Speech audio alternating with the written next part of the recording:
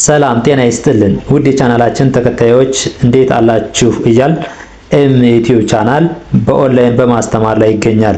የምናስተምረው አማርኛ፣ እንግሊዘኛ፣ ሂሳብ እና እንዲሁም ሌሎችን የትምህርት አይነቶች ሲሆን በየትኛውም ሀገር ሆናችሁ በኦንላይን መማር መከታተል የምትፈልጉ ታች ቪዲዮ ላይ ባስቀመጥነው ስልክ በኢሞ፣ በዋትስአፕ፣ በቴሌግራም ሃሎ ይበሉን፣ ይደውሉልን፣ መማር መከታተል ይችላሉ።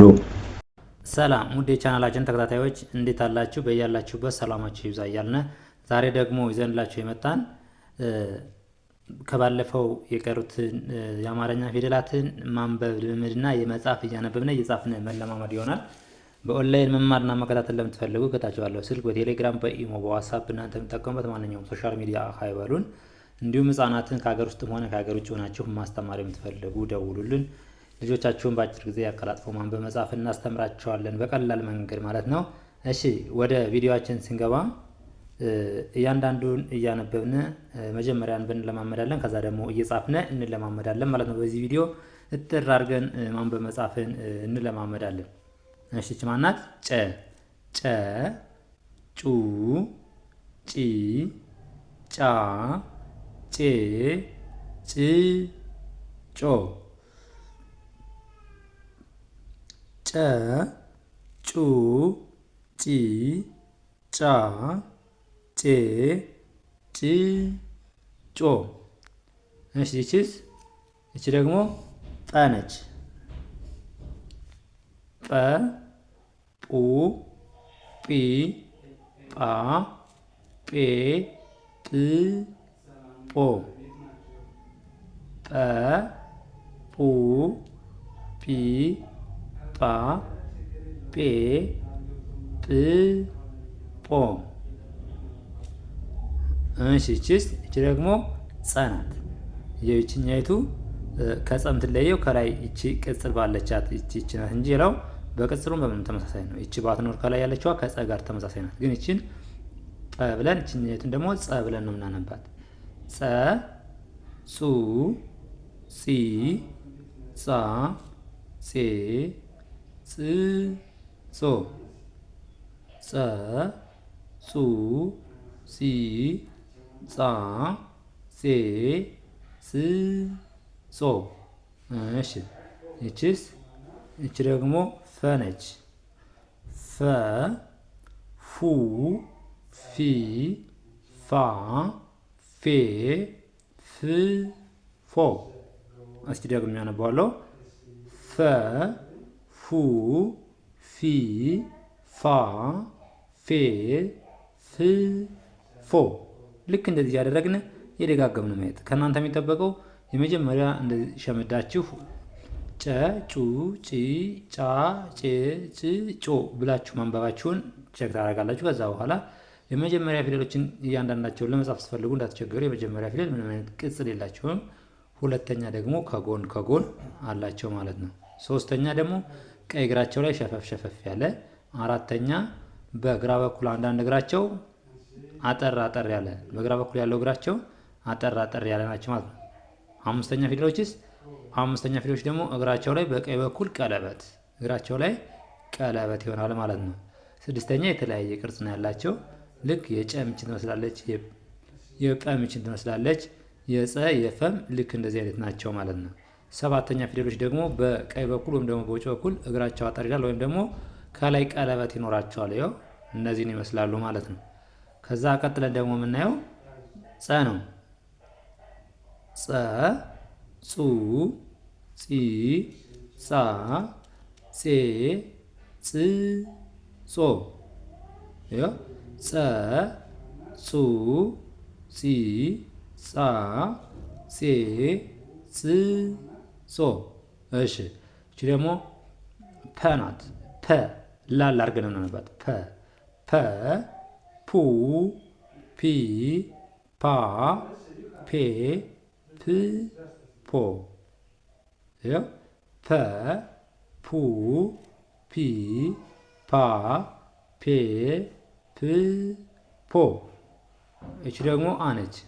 አ ኡ ኢ አ ኤ እ ኦ። እስኪ አ ኡ ኢ አ ኤ እ ኦ። እሺ ይቺስ? ይቺ ደግሞ ሀ ነች። ሀ ሁ ሂ ሃ ሄ ህ ሆ። ሃ ሁ ሂ ሃ ሄ ህ ሆ። ልክ እንደዚህ እያደረግን እየደጋገምን እናነባቸዋለን። ከዛ ደግሞ እየጻፍን መለማመድ ይሆናል ማለት ነው። አሁን ቀጥታ ምን ሄደው ወዴት ነው? ወደ ጽሁፍ ልምምዳችን ነው። በኦንላይን መማርና መከታተል ለምትፈልጉ ከታች ባለው ስልክ ደውሉልን። እሺ ወደ ጽሁፍ ልምምዳችን ስንሄድ እሺ ወደ ጽሁፍ ልምምዳችን ስንገባ አሁን የምናየው ማንን ነው? ጨን ነው። ጨን እንዴት አድርገን እንደምንጽፋት የመጀመሪያውን ቅርጽ ከያዝናት 3 ጣት ሆና 3ቱም ጣት ቀለበት ያለበት አድርገን እንጽፋለን። ከዛ በኋላ ከጎን ከታች እያለን እንቀጥላለን። ይኸው ጨ ልክ እንደዚህ አድርገን እንጽፋታለን።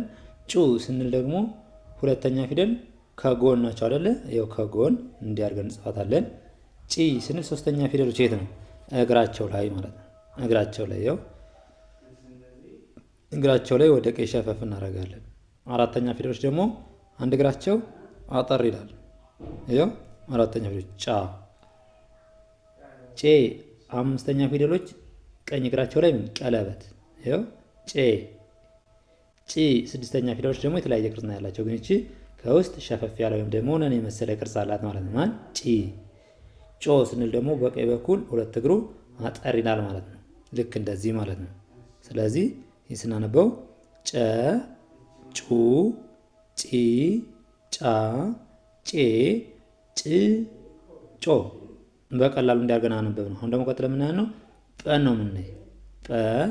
ጰን ስንጽፍ የመጀመሪያው ልክ እንዲያርገን ካስቀመጥን በኋላ ሁለተኛ ከጎን ይኸው ከጎኗ ላይ ጨማር እናደርጋለን ማለት ነው። ቅጽላቸውን አለመርሳት ነው። ሶስተኛ ሲሆንስ እግሯን ሸፈፍ የመጀመሪያውን ጽፍና እግሯን ሸፈፍ እናደርጋታለን። ይኸው እግሯን እንድቻርገን ሸፈፍ እናደርጋታለን። አራተኛ ሲሆን ደግሞ በግራ በኩል አንድ እግሯን አጠር፣ ባለ 3 እግር ከሆነ 2 እግሩን እቺ ባለ 1 እግር ስለሆነች ማለት ነው። እሺ አምስተኛ ደግሞ ከቀኝ በኩል እግሯ ላይ ምን ይሆናል? ቀለበት። ይኸው እንድቻርገን እንጽፋታለን ማለት ነው። እሺ ስድስተኛ ደግሞ ከላይ ከጎን ቀጸል ልናደርግና ልክ እንድቻርገን እንጽፋታለን ማለት ነው። እሺ ሰባተኛ በቀኝ በኩል አንድ እግሯ ምን ይሆናል? አጠር ይላል። ያው ጶ። ስለዚህ ስናነበው ምን ይሆናል? ጰ ጱ ጲ ጳ ጴ ጵ ጶ። ልክ እንደዚህ አድርገን መጻፋችን ቸክ እናደርጋለን። እሺ አሁንም የመጀመሪያዋን ማን እንጽፋለን? ጰ እንጽፋለን። ጸ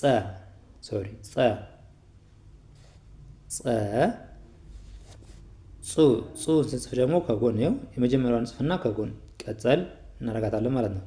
ሶስተኛ ደግሞ ምን እናደርገው? እግሯን ሸፈፍ የመጀመሪያውን እንጽፍና እንድቻርገን እግሯን ሸፈፍ እናደርጋታለን።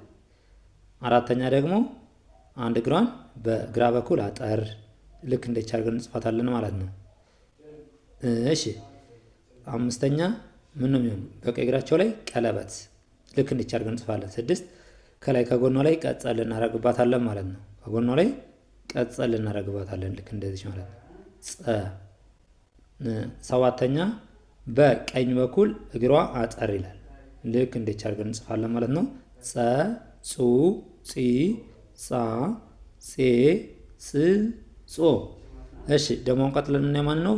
ፈ ነው። ፈ ልክ እንዴት አድርገን ከጻፍነው በኋላ ሁለተኛ ስትሆን ደግሞ ከታች እግሯን ረዘም እናደርጋለን ማለት ነው። ፉ ረዘም እናደርጋለን።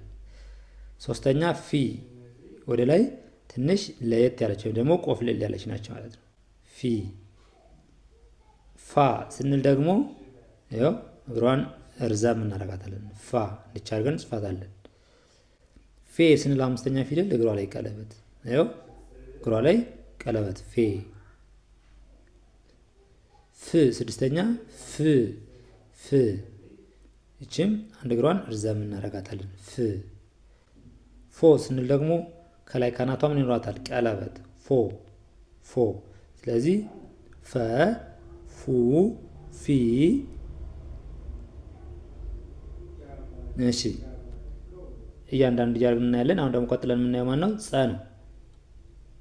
ጸ ክቧ ጸ ነች። እሺ ጸ ጸ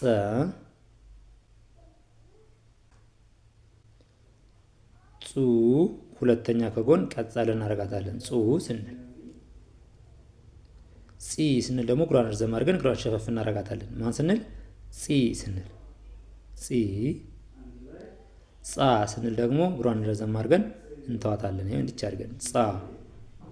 ጼ ስንል አምስተኛ ፊደል እግሯን ቀለበት እናደርጋታለን። ጼ እግሯን ቀለበት ጼ ጼ። እሺ ይቺ ደግሞ ጽ ስንል ከላይ በላይ በኩል ቀጸል እናደርግባታለን። ይኸው ጾ ስንል ደግሞ መጨረሻዋ እግሯን ወደ ግራ በኩል ሸፈፍ አድርገን እንተዋታለን። ጾ። ስለዚህ ይህን ስናነበው ጸ ጹ ጺ ጻ ጼ ጽ ጾ። እሺ አሁን ደግሞ ቀጣይ የምናየው ማን ነው? ሀን ይሆናል ማለት ነው። ሀ ሀ የመጀመሪያው አንድ ቻርግ ከጻፍን ሁለተኛ ከጎን ቀጸል ማድረግ ነው። ሁለተኛ ስትሆን ከጎን ቀጸል ማድረግ ነው። ሂ ሶስተኛ ስትሆንስ እግሯን ማንሻፈፍ። ሶስተኛ ፊደል እግሯን ማንሻፈፍ ሂ። አራተኛ ደግሞ ይችን አስመስለን ከላይ ወደ ከታች እግሯን ወደ ግራ አጠፍ አድርገን እንጽፋታለን ማለት ነው።